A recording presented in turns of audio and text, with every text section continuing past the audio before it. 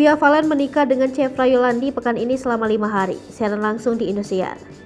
Pedangdut Via Valen menikah dengan vokalis band Papinka Chevra Yolandi pekan ini. Rencana prosesi pernikahan Via Valen dengan Chevra Yolandi akan digelar selama 5 hari.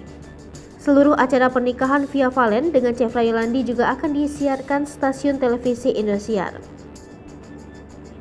5 hari prosesi acara terdiri dari acara adat, persiapan hingga pasca menjadi pasangan suami istri. Yang pertama tanggal 13 Juli 2022 pukul 15 waktu Indonesia Barat akan ada pengajian. Kemudian 14 Juli 2022 pukul 8 waktu Indonesia Barat, Via Valen akan mengikuti prosesi siraman. Setelahnya Via dan Chevra melakukan prosesi temu manten dan bakal ada wawancara eksklusif. Tanggal 16 Juli pukul 10 mereka melaksanakan midodareni dan barulah pukul 18.30 menyambut tamu lewat resepsi.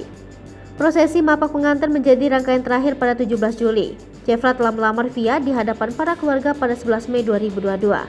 Seserahan yang diberikan Chevra Yolandi kepada Via Valen berupa tas putih Christian Dior, sepatu hingga perhiasan. Ada juga seperangkat make up dari merek ternama, Chanel, Benefit hingga Anastasia Beverly Hills. Terlihat juga Via Valen menerima seserahan berupa sandal merek Hermès berwarna hijau. Dalam acara lamaran tersebut, keduanya juga saling mengungkapkan alasan mereka jatuh hati satu sama lain. Via Valen menyukai Chevra Yolandi karena calon suaminya itu selalu sayang dan memprioritaskan orang tua, terutama ibu.